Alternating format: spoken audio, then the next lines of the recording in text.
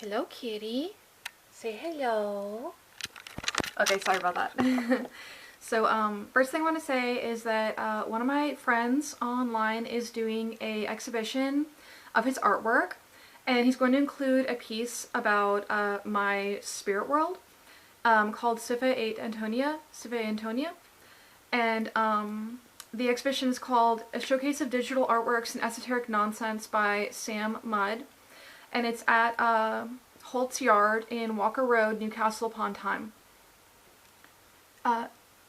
Yeah, okay, so I'll put a link to that below, and go check out his artwork. It's awesome. And that starts on October 6th to October 17th. Okay, so I wanted to make this video about being an alcoholic and what it's like to go to your first AA meeting, or if you should go to AA and what to expect from AA.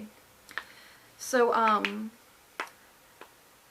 first of all, we have to figure out if you should go to AA or if you want to go, or why, if you're an alcoholic. So let me go through some symptoms or some criteria of being an alcoholic.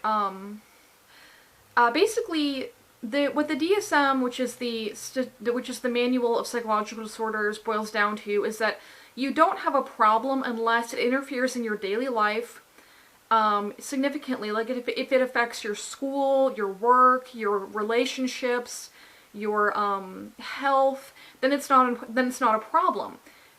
So basically, if you're drinking a lot but it doesn't affect you in any bad way, then it's not a problem. But if you are blacking out a lot, getting bad hangovers a lot, if you're drinking a lot every night, those are obviously big issues. One of the worst is if when you wake up in the morning, you have to drink again when you wake up to kind of get going for the day. If you have to drink right when you wake up, that's a symptom of dependence, intolerance, and addiction.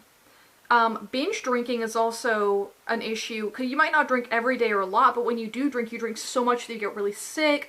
You may get alcohol poisoning, you may overdo it, you know. So when it goes to impairing your daily functioning, it can be things like if you're hungover and you're sleeping in late and missing work, or if you're drunk and you can't do your homework, or if you can't go to class, or if you're getting in fights with your boyfriend or girlfriend, or if you're getting in fights with your family because you're drinking. Those are things that impair your daily functioning. For me, it was more of like, I didn't really have a lot of negative, you know, consequences to my drinking, but for me, I didn't like drinking a lot because I didn't like that I needed to drink. For me, it was like, I had this feeling that if I didn't drink every night, that I was going to be anxious or have a panic attack or something. And that's basically an unhealthy coping mechanism. Now, I am not sober, but I don't feel like I really have a problem drinking anymore. But if my drinking does get bad again or get out of control again, I will go back to AA, like I feel like I should, you know. But in the past, you know, couple months, it has not been an issue at all. So basically, what to expect from an AA meeting. You know, I went to my first AA meeting like 3 months ago. And I was terrified. I was absolutely terrified. But luckily, it was at a location that I'd already been to, so it was good that I already knew what the place looked like. You know, so that made me feel better. So if there's a location at a place that you know, that might help you because you'll feel more comfortable being there. Also, they have meetings for specific groups. Like they have women's only groups, which I find are very helpful to me.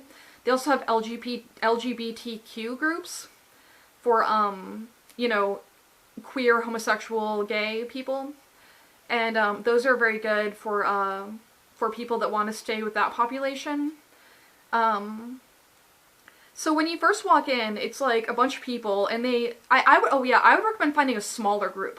The smaller the group, the better, because you'll actually be able to talk and get to know people, so, and have more support, more one-on-one support. So you go in, and you sit in this circle, right, and then they open up the meeting by saying some of the rules of AA and talking a little bit about the process of AA. And then everyone goes around and says, "Hi, my name is Siffa and I'm an alcoholic." Now, I didn't say that for the first, like, month, because I was like, I wasn't sure if I was an alcoholic or not. And I'm still not really sure, honestly. But you don't have to say that if you don't want to. You don't have to say your, you can just say your first name. And it's always first names. It's very anonymous, you know, only first names. So then what happens is that you have to, so what happens is that, so everyone says their names and then they pick a topic of what they're going to talk about. So the topic could be like coping mechanisms to avoid alcohol. And then everyone will go around and talk for a while and talk about like their experiences or like give advice or give inspiration. You know, it's actually, you know, it's kind of like group therapy, except there's no therapist. It's kind of all run, it's a non-profit, it's run by the people, it's run by alcoholics. It's recovering and recovered alcoholics. A lot of the people in AA have been sober for 10, 20, 30 years. And they still go to meetings because they like to and they feel like they need them. So a lot of people there have been sober for a long, years and years and years. You can donate if you wish, but you don't have to. Normally I just gave like, you know, $4 or $3 or so, whatever I could do, you know. So basically you need to get the books. Like there's the big book, which is the Alcoholics Anonymous main. I actually have it right here, but my camera's on it. And it's a big book and it's actually really good. It talks about the history of AA, how the meetings work, gives a bunch of stories.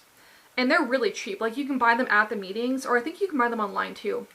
But they're like, this giant book like this thick was like $7. So they're really cheap. And then when you go to your first meeting, you get your first chip, and it's the 24-hour chip. And the 24-hour chip means, all that it means is a desire to quit drinking. That's all that it means.